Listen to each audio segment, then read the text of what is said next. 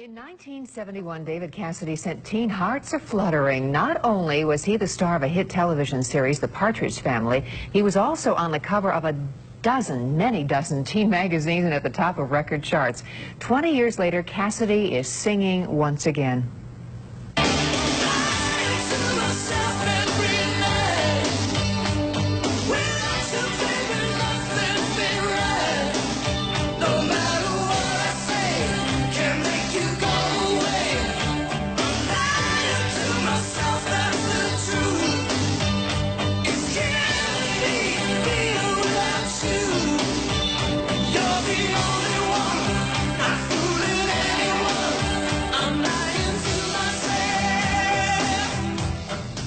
The comeback continues tonight at the Empire in downtown Cleveland, and that is where David Cassidy joins us from here today on Live on 5. Hello, David. Welcome to Cleveland. Hi, Wilma. Thank you. It's good to be back here. You know, comeback is a frightening word, isn't it? Thank you. It certainly is. Isn't it? I mean, comeback makes it seem like you almost died and you have to come back and start all over again. And is it that way? Well, in a sense it is. I think that in terms of a musical career, I left it for...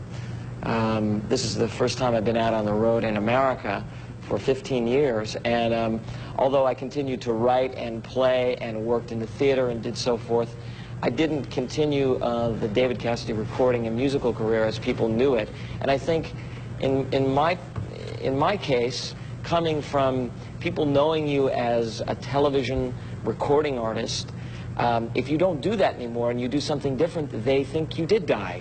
And they think you're a failure. Yeah, well, I didn't feel that as much. I think because people knew that I had left it on the top, and I had decided to choose to go back and work on a grassroots kind of a level. Why did you decide to leave it all behind when everything seemed to be going so well for you? What was there, joy or turmoil inside you during that successful time? Well, I had left it after 5 years, and the last tour I did was doing stadiums and the largest arenas in the world, and I was so burned out emotionally and personally that I had, for 5 years, worked 18 hours a day, 7 days a week, and I think the misconception was that people thought I was that guy on television and all of the merchandising and marketing.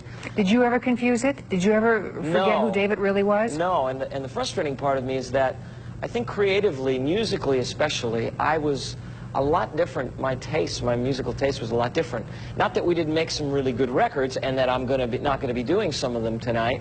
I am, and it's really fun to do them, but I can do them now in the context of this artist who has a musical present can go back and do the musical past, and like we'd go and see, I guess, Don Henley or Paul Simon. Yes. We want them to do their songs today, but we also want to hear what they did 20 years ago. When you get back on the stage and you know people are partially remembering the David they knew, yeah, what goes through you? Do you get angry? Do you get frightened? Are you out there to prove even more that you're a different man now? No, I think for me it's really fun to go out and do it because I really enjoy being this guy, having this identity today, and people know, and there's no confusion that, am I that person that is that character I played on television? That is no longer a part of my career. So I can go back and play with it and say, remember when we did this? Sure. So it becomes really fun for me, and I think the essence of what I do out there is about energy and really enjoying myself. I'm not out promoting a record.